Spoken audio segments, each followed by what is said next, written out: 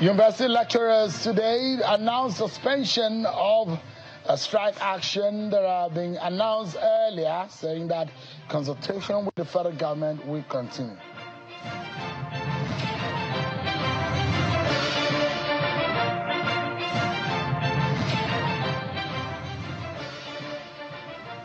An amendment to the Nigerian Constitution is being considered to the effect that the electoral law will now consider having the burden of proof being placed on INEC, the electoral umpire.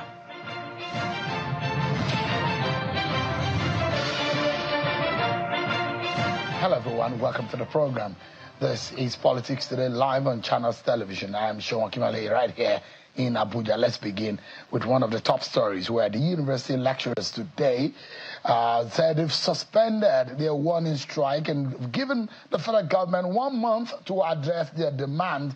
Today, the leadership of the University Lecturers Association, which is the academic staff union of university, had a press conference where they made known to the Nigerian public their intention to suspend the strike action.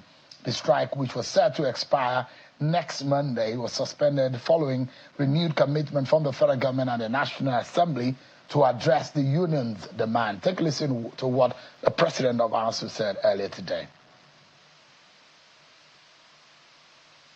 The team met on Thursday 16th and Saturday 18th of October 2025, respectively, with the Yahya Ali Ahmed-led FGN team to consider government's response to the draft renegotiated 2009 FGN ASUU agreement.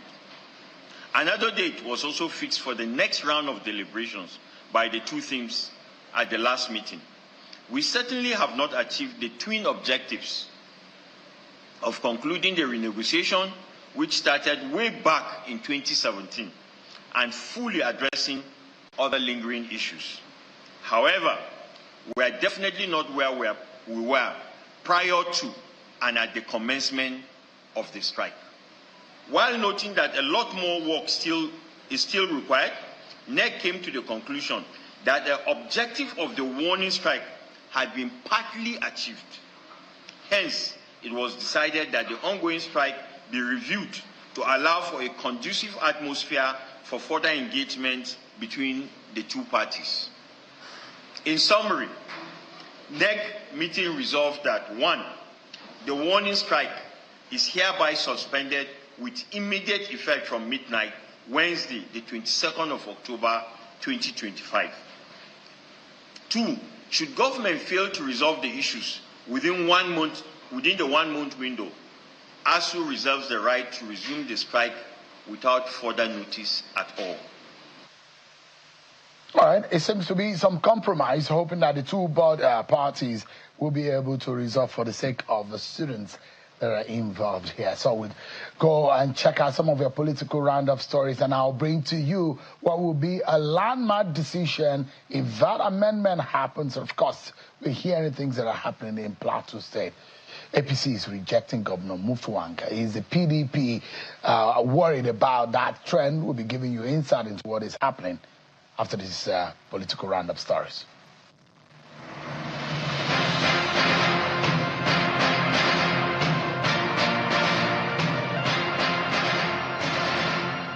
President Bola Tinubu has approved the extension of the tenure of the Surveyor General of the Federation, Abdul Ganiu Adibomehi, by 2 years. The Special Advisor to the President on Information and Strategy, Bayo Onanuga, disclosed this in a statement on Wednesday. According to the statement, the extension, which takes effect from January 5, 2026, was necessitated by the recent transfer of the Office of the Surveyor General of the Federation to the Presidency. Vice President Kashim Shettima has called for a collaboration between the government and the private sector to tackle the challenges of youth unemployment in Nigeria. He made the call during an official launch of Nigeria Jubilee Fellows Program 2.0 in Abuja. According to the Vice President, youth employment is not just a policy priority, but a shared responsibility that requires private sector players and philanthropic communities.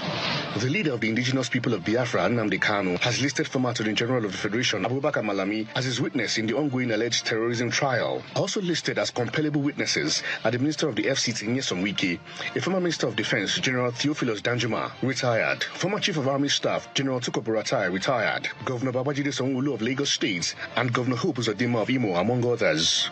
In a fresh motion he personally signed and filed before Justice James Omotosho of the Federal High Court in Abuja, Mr. Kanu assured that he is ready to begin his defense as ordered by the courts.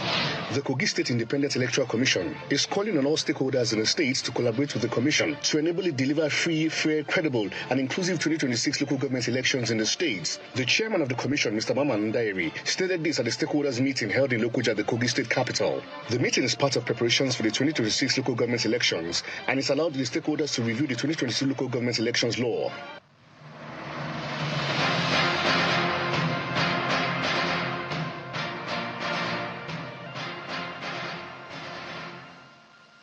All right, then. There are a lot of people who may not understand the nitty-gritty of what a burden of proof means. But, well, tonight we might get some explanation on that. But the Electoral Act Amendment Bill is past the second reading today. The attempt is to strengthen Nigeria's electoral process. So the Senate has passed the Electoral Amendment Bill 2025 through second reading, proposing a shift that would place the burden of proof in election petition cases. The Senate President Godswill Akpabio announced the passage earlier today at plenary after a majority of senators supported through a voice vote. The bill was thereafter referred to the Senate Committee on Electoral Matters for further deliberation and a public hearing, after which the committee was directed to report back within 2 weeks. Well, the sponsor of the bill, Senator Simon Lalong, says the bill seeks to strengthen the legal framework governing elections in Nigeria. Was initially presented for second reading last week, but the bill was stepped down to allow for wider consultation. It resurfaced today, where lawmakers extensively debated its general principles. But let me allow you to understand what this means. It means that, or what the National Assembly, or the proposition is to shift the burden of proof on INEC in an election petition case. We'll take a listen to a major submission when this bill was now then moved for the Committee on Electoral Matters. Take a listen to the lawmakers there. We can only do our best. Nigerians will still do mischief. And for those of us from Anambra, we know that there are people who travel abroad during election, crafting papers, and immediately after the election, they go to court. And they would submit papers that you can't even fold. And then suddenly you find them inside the Senate. You will agree with me that since PDP left, those in support that this bill will now read the second time say aye. Those against say nay. The ayes have it.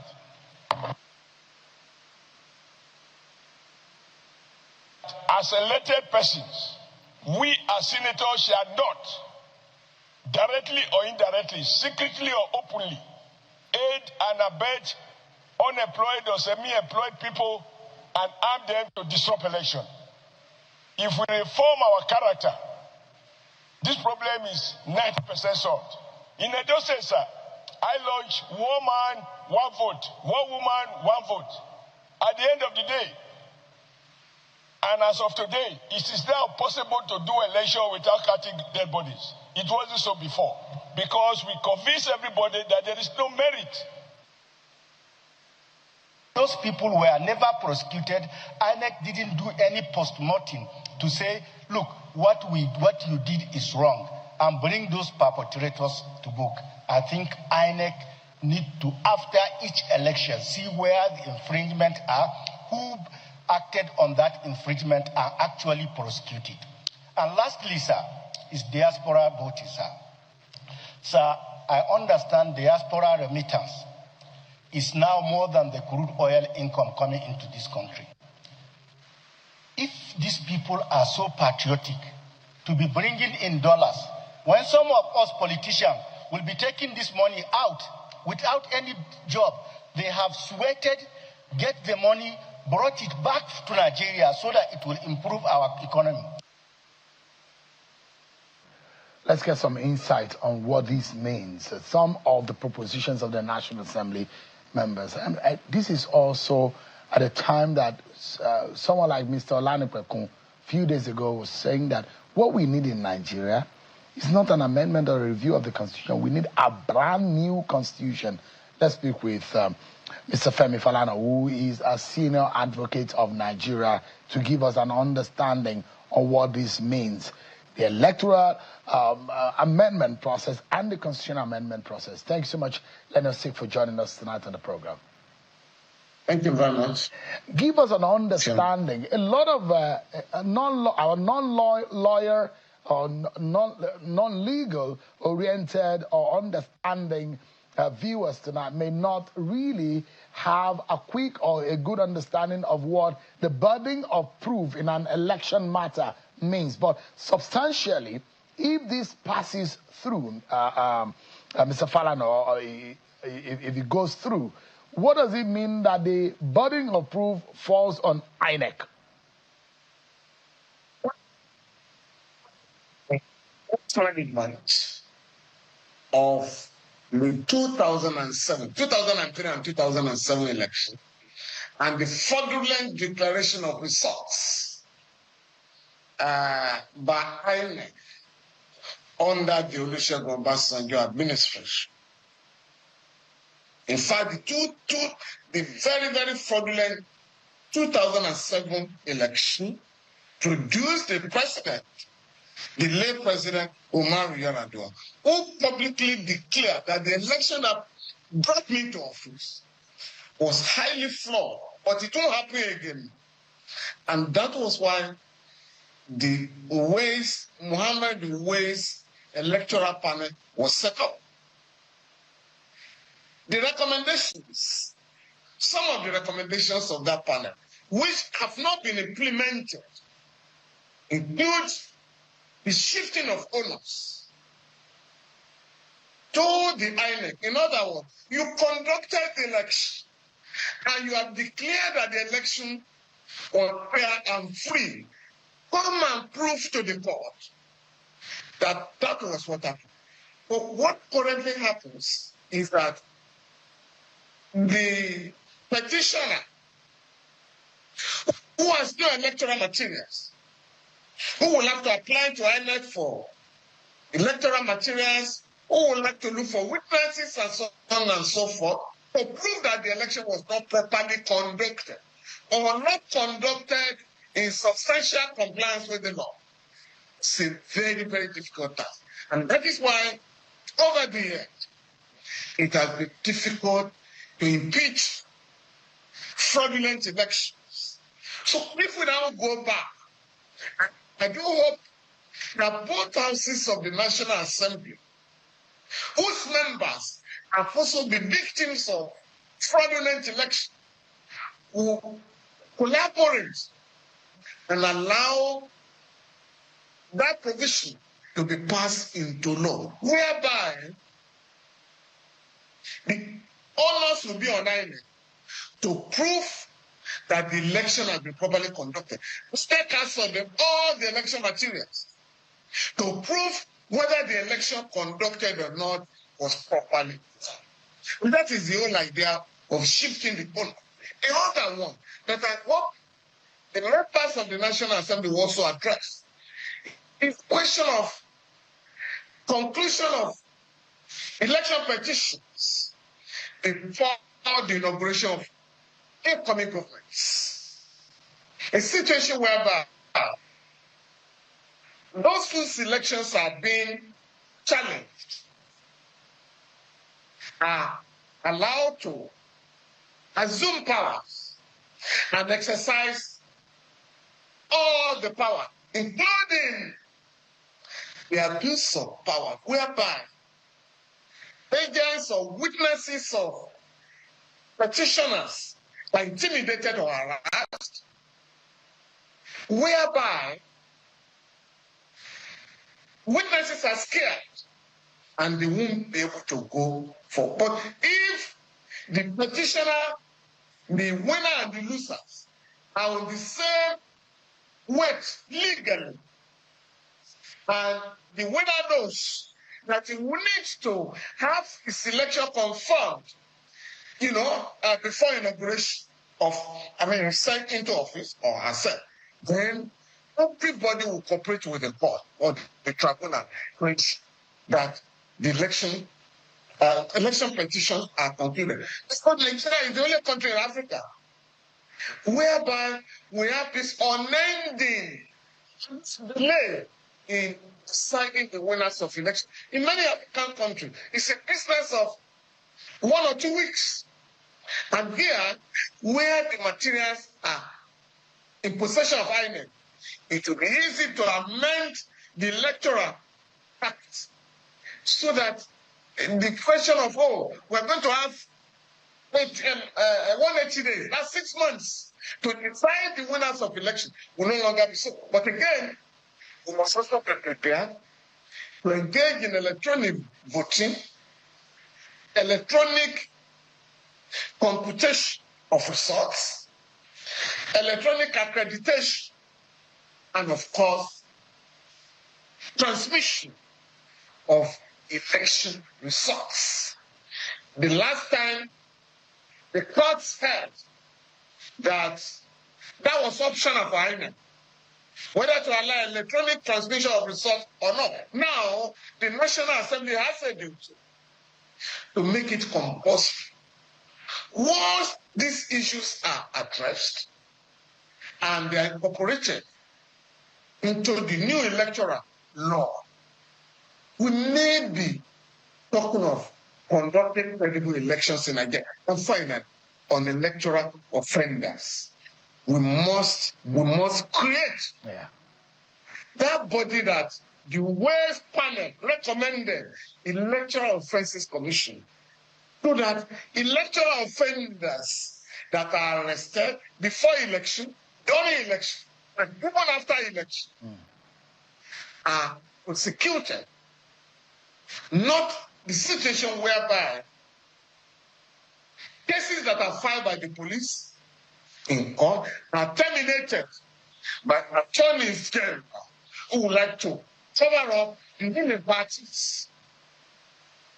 Once these issues are addressed, frankly, honestly, in the interest of the country, we must be able to join other nations.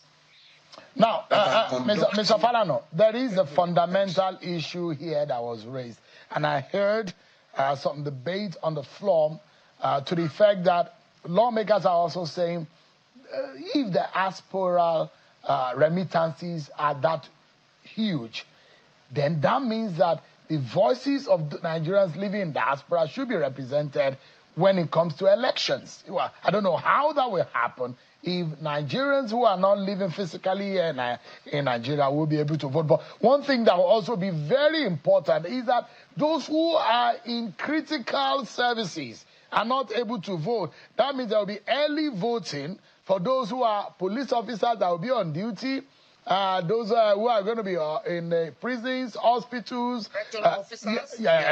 So people can vote. If that also happens, it will make a lot of sense. But this is where I like your views, Mr. Falana.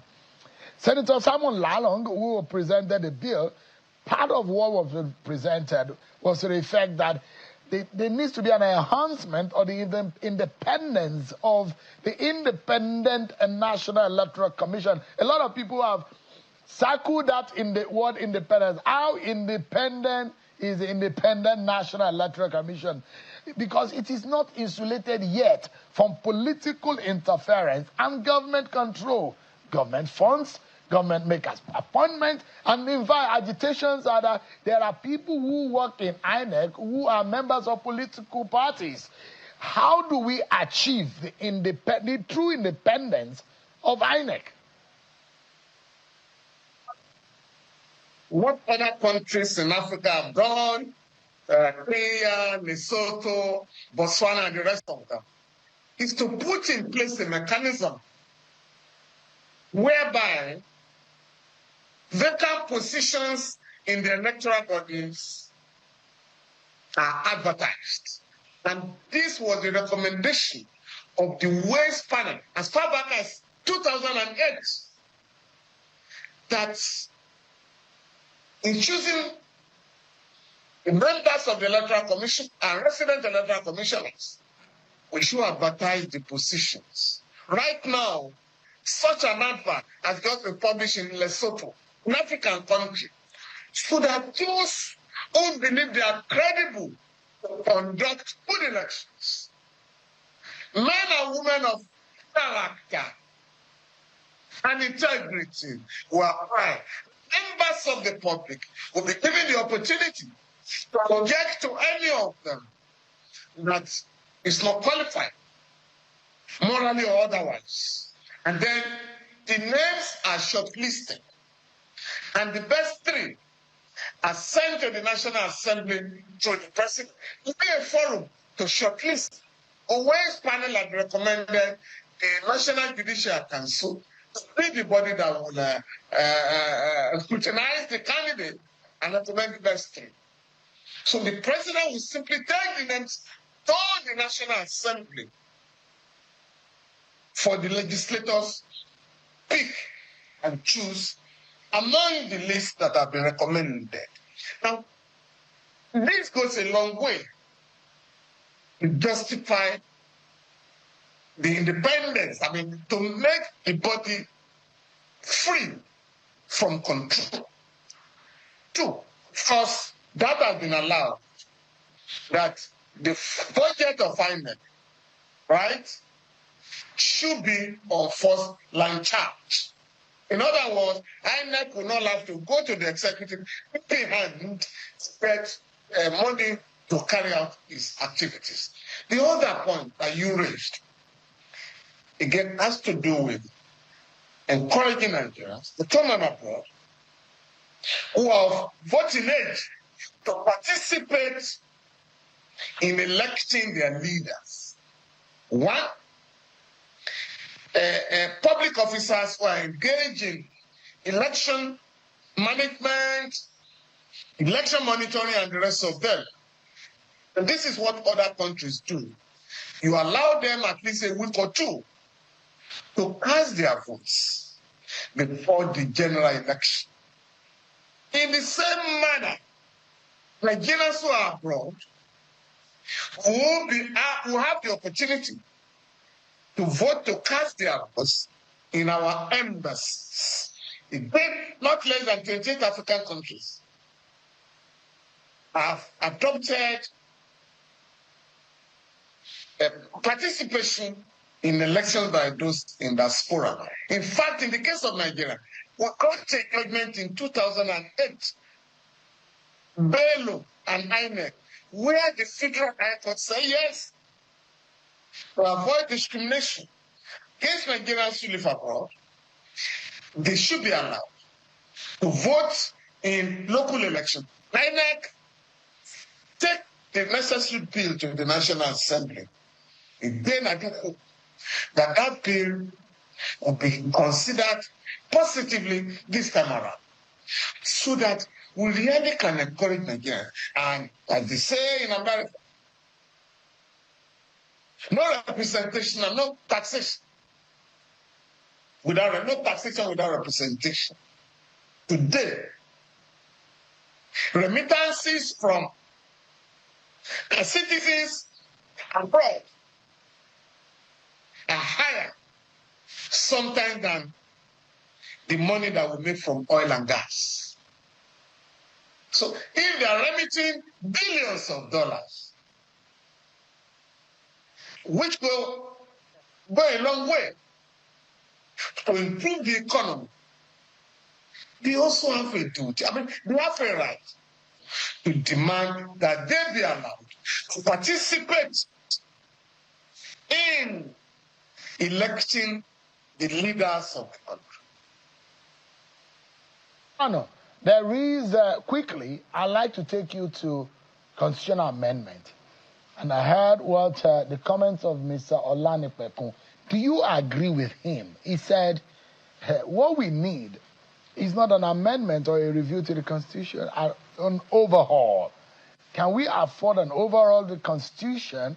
What effect would that have? What benefit would that be for us? And how easy would that be? Since 1999, the members of the political class have engaged in partial and regular amendment of the Constitution. They do not believe. Members of the political class do not believe. And that position will not change tomorrow. That this Constitution, the 1999 Constitution, Decree 24 of 1999, will be done.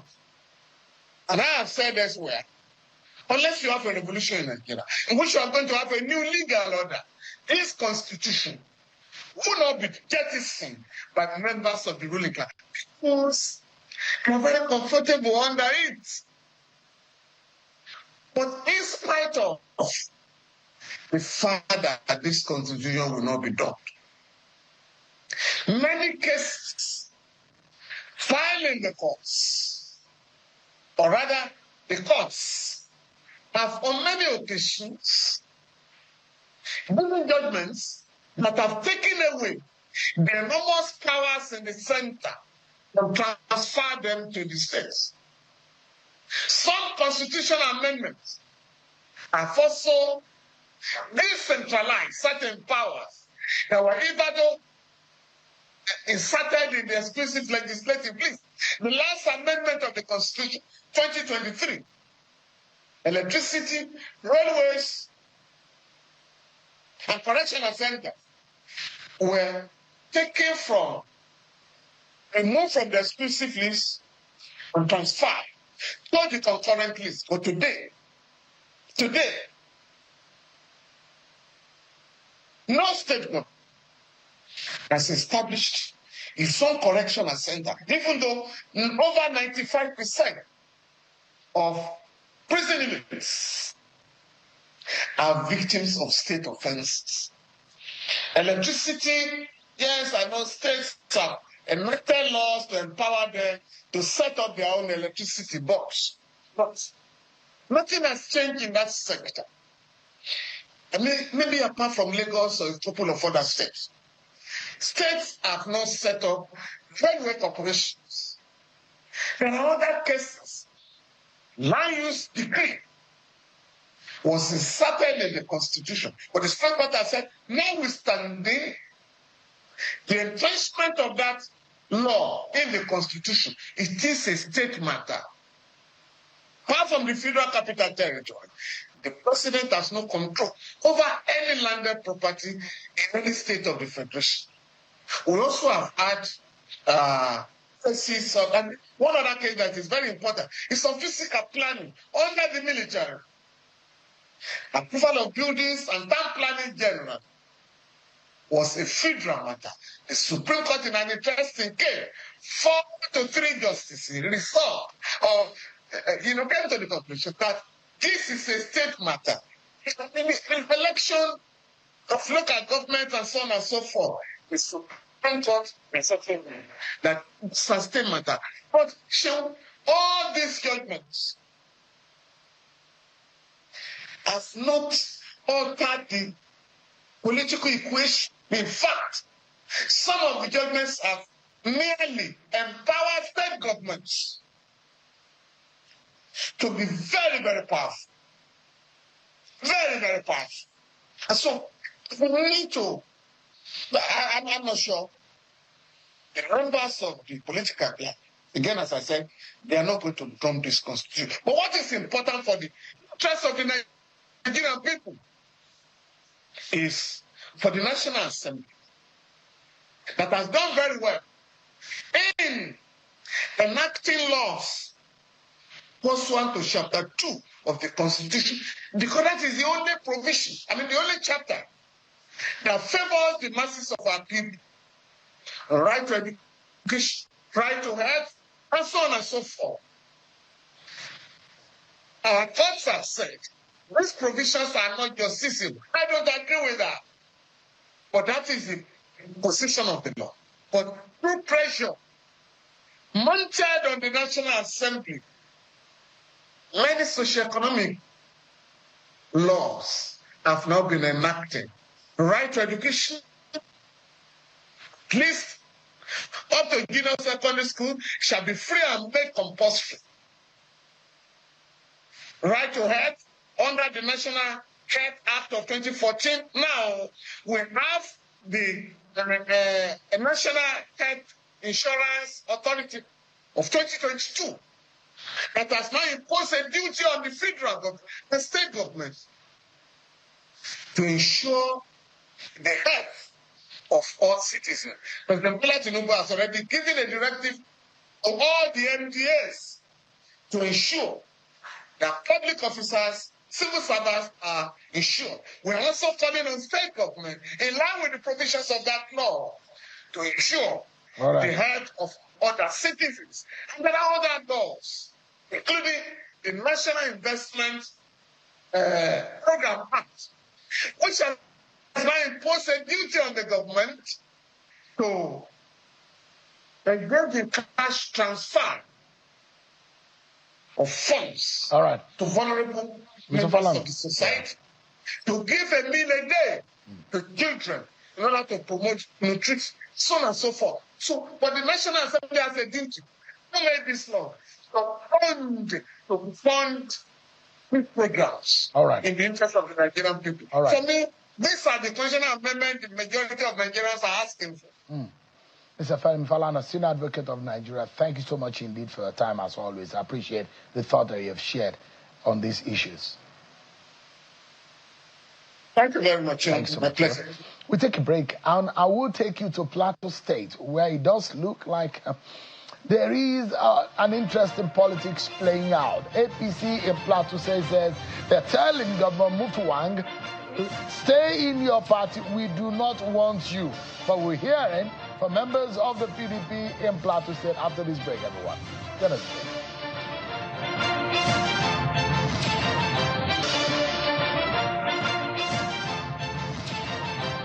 Incidents of violence and killings in Plateau State. There are also political tension in the state. Leaders of the All Progressives Congress, APC, in Plateau State have rejected any speculation or any move by Governor Caleb Mutfwang of Plateau State in planning to join their party from the People's Democratic Party, PDP.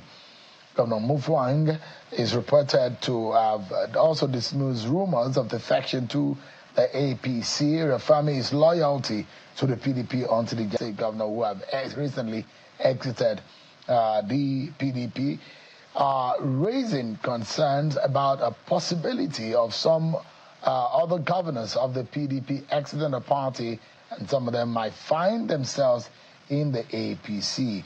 But some leaders of the APC in Plateau State are rejecting the possibility of Governor Mutfwang going into or leaving the PDP and heading towards the APC.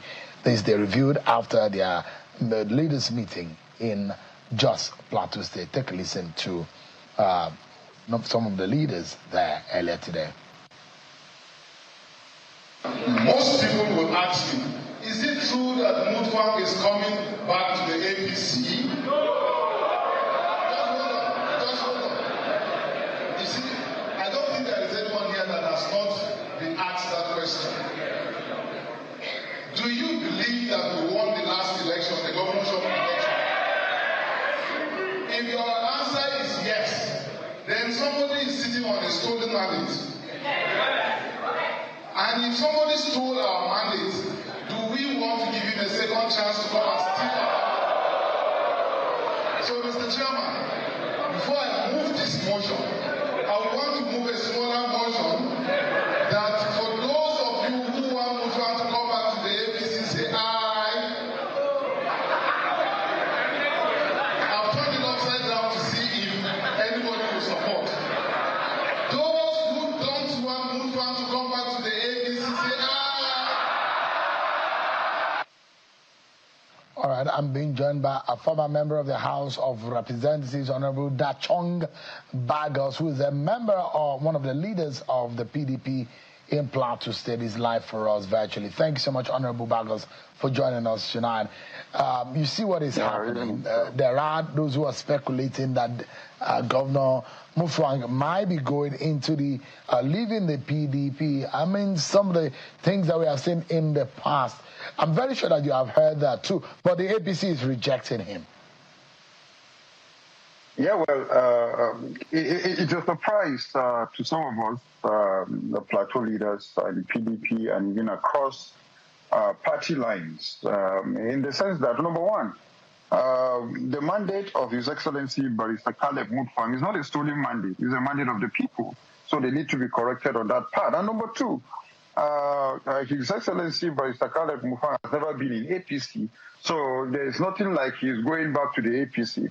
So as a parliamentarian, knowing very well that what they did was null and void, and by the way, His Excellency has and will, he has not even told any of us, and he has not consulted anybody that is going to into the APC. Because what His Excellency has is not about a mandate of the PDP, but is a mandate of the Plateau people. So it now depends on what and where the Plateau people want him to go. It's not about, if you look at the trajectory of the politics of Plateau State, the Plateau State politics is not about ideology and it's about an individual. And if you remind the APC in 2023 that His Excellency Barrister Simon Lalong, when he was the governor, he was a DG, campaign DG of the president. And as a campaign DG, he lost Plateau State presidentially. And as a sitting governor, he lost Plateau State to Barrister Caleb Mutfwang. And at the same time, as a sitting governor, he lost his senatorial bid to Air Vice Marshal Senator Bali. So it should tell you that Plateau is what the people want. And because of whatsoever reason they had, we were all removed from the court. All of us that are in APC. So it is not about the issue of APC, but it's about the issue of the candidature of His Excellency Barrister Caleb Mutfwang. It's about the candidature of who Plateau people want. Come 2027, Sharon, it's going to be an interesting elections on the Plateau that is not going to be about party, but it's going to be about individual. Go to the streets of Plateau today, the Plateau people still love His Excellency. Go to Langtang South and Langtang North, the Plateau and the Langtang North and Langtang South people are still in love with Honorable Benila. These are people that any party go to South, they are still in love with AVM Bali, who Lalong changed. Plateau people are still in love with him. Go to Kwanpan Mikam. Plateau people are still in love with. Honorable Bagos. Honorable Bagos. So these are the issues that we have on the Plateau. So there is a possibility that Governor Mutfwang might be leaving PDP soon. Is that right? If there is any possibility that we'll be leaving PDP soon, we will, as leaders, we will know. But there is possibility that anybody on the Plateau can contest election in any party. That I can tell you. But anybody that will contest any election in any party is about what the people want. So election that has to do with a party, that has to do with party now in 2027, Plateau and Nigerians are wiser. And that's why today you still have the lovers of His Excellency Peter Obi that are waiting for whatever party Peter Obi will join, and they will follow him because they believe he's in ideology. But I can tell you, 90% of Plateau people believe in the ideology of His Excellency Barrister Caleb Mutfwang. Wheresoever Caleb Mutfwang is, that is where Plateau people will vote. But definitely not the APC, because he's not holding the mandate of the stolen, he's not holding any stolen mandate of the APC. So the ball game is whatsoever they have to check into the ideology of what the Plateau language stands on the lips of the Plateau people. Are they talking about insecurity that people were just killed in my local government yesterday, or they are talking about 2027 about the APC? So those are issues that we expect political parties to start discussing to see how they can be able to make Plateau people believe in the ideology to address the issue of insecurity, address the issue of economy, address the issue that are bedeviling Plateau people, bedeviling Nigerians, not the issue that they want everybody to move into one party to have a one-party state system. No, If today the APC has its own ideology that the Plateau people believe in, why not? Plateau people believe, I can give example with Benue State, where during autumn it was PDP, but the Benue people voted Reverend Father Alia because it was Reverend Father Alia, not because it was APC. But APC was the platform that Father Alia rolled on. So that is the kind of ideology Plateau people are holding on to. Yeah, I'm going to ask you. The reason why I asked the earlier question is because we've heard in some of the states where we've seen PDP governors exiting or exited those the PDP, they said they never believed or they never agreed that their governors were going to leave. And that's why I'm asking, with the trend that we have seen, how many governors now that have left your party and moved out of the party and went into the APC? It shows that there's a fundamental problem within the PDP. And when this kind of political rumor comes up, there is some iota of truth in them, because someone has heard a conversation and someone else has heard it. For it to become a major conversation in the camp of the APC, it then means that there might be truth in the fact that Governor Mufuwang is thinking of abandoning or jumping ship or leaving the PDP. Yeah, sure. With what happened in Plateau State in 2023, I can tell you Plateau people are afraid and they don't want affliction to rise again. So it's very possible that politicians on the Plateau might move ship because of fear of what has happened to us in 2023. It's not even surprising that if my people today tell me to go to another party because of what had happened, if the internal rancor in PDP has not been settled, for me to contest election in another place because of what, it's not surprise. But again, for APC to just come up with a rumor that this is what His Excellency wants to do, that is not acceptable, and that is not what we know it's going on within the discussion. But how does this sit on the political reputation of Governor Mufuwang when the governor has not even announced that he was leaving and they're already rejecting him? What does this say about his political reputation? It's about still the political anger and revenge that the APC still has on the Plateau for losing the 2023 election. There is nothing that has to do with governance, but it's also a personal vendetta. So it's not about because PDP or because of it. It's because Honorable His Excellency Caleb Mutfwang won the 2023 elections. If Caleb Mutfwang is in another party, I can tell you the APC will still say that they reject him. It's not just even about the PDP. It's because of how he won the 2023 election when they had a sitting governor. And today they are the ones that have gotten election through the court, that all of us are out of court. So thinking that Plateau people will now be afraid to all run and jump into the APC ship because of what has happened to us, no. We stand with our people, and today if our people decide that we move to another party because of what has happened to us in 2023, we will.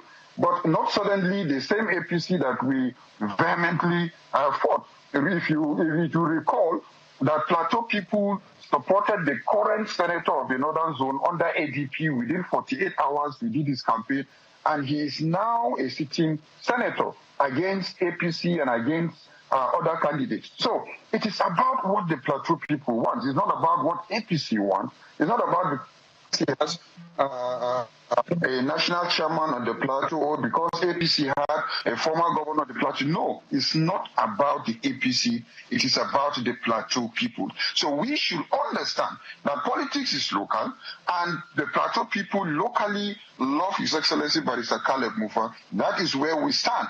And wheresoever Caleb Mutfwang stands tomorrow, with the exception of the APC, which I know he's not going to the APC, that is where Plateau people will stand. Wheresoever I stand tomorrow, that is where our people will stand. Wheresoever Beyi or AVM or Kwalu or Gendeng or whosoever that we were removed from the court, that is where Plateau people will stand. Because I can tell you what has happened to us, Plateau, in 2020.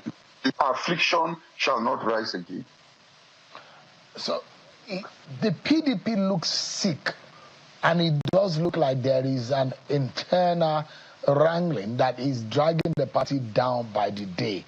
Do you see the party being able to rise from this crisis? Well, yeah, it's not that there seems to be, but there is.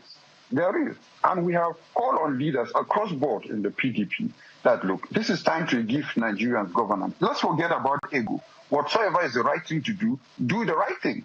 But people, I can tell you, people have met me at several occasions that, look, we are tired with what your party is doing. We are tired with all the latest left, right, center. Today we will see later from ASUU. Day before yesterday, we saw another letter, Senator ASUU claiming that his signature was forged, and convention and so forth.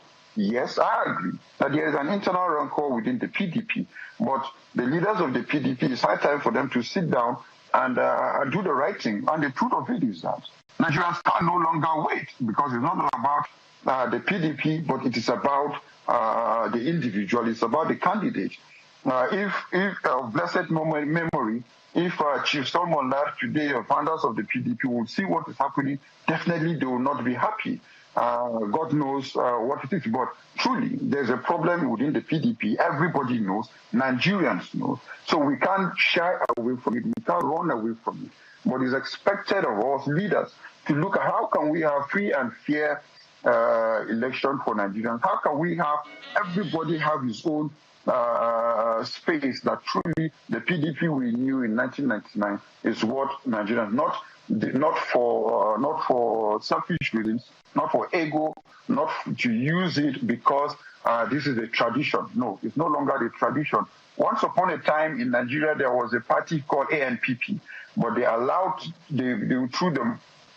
We don't have the ANPP. So it's very important for us to understand that it needs to put together before it becomes another story, because it's not about just the PDP, it's about Nigerians. So we should know that we have the future of a lot of people in our hands. On a final note, I'd like to know, in all what is going on within the PDP, Plateau State in context, a lot of people are wrapping their heads around, why are these governors leaving? Why are they moving to the APC?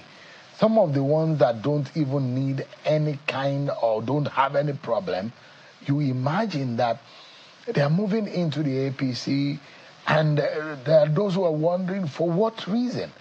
In your own mind, Honorable, you're a politician, and with your experience, why are people or these big heavyweights moving into the APC? Does it scare you in some way that something might be looming? Sure. Now, just give you say 2 or 3 answers. Number one, fear of the unknown. We don't know what they are afraid of. Number 2,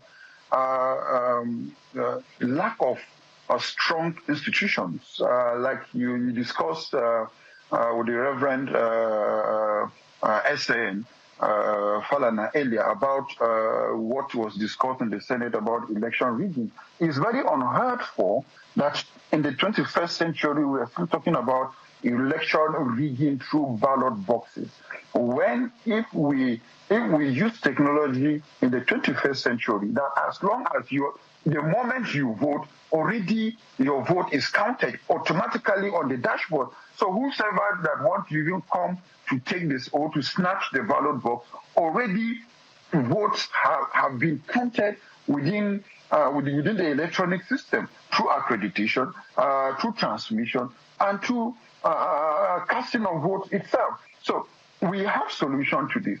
But as long as we don't have strong institutions, you will have that fear of the unknown, that if I'm not in the center, my election will be rigged. Or if INEC is not independent as it is, they will use INEC to make sure that to my election is inconclusive, and it now become an off-season election. They will gather all security to your state to make sure that the ruling party gets what it gets. So as long as we don't have strong institutions that will checkmate these things, definitely you will have the fear of the unknown from leaders that refuse to make the institution to be strong at the end of the day. So that is, that for me, it's fear of the unknown. And because why all of them fear of the unknown is that we still don't have strong institutions. Elections that will be casted on election day, and it will now be determined by the judiciary. Definitely, there will be that fear of the unknown. So these are issues that we must look that we have strong institutions and everybody will stand where he is, even on zero party, that people will win elections and it will be announced and it will be Honorable Dachong Bagos, the former member of the House of Representatives, who will represent the Plateau State in the House of Reps. Thank you so much indeed for your time tonight. We appreciate it. Well, that's our show for tonight, everyone. Many thanks for watching. I'm Sean Wakimale. God bless Nigeria.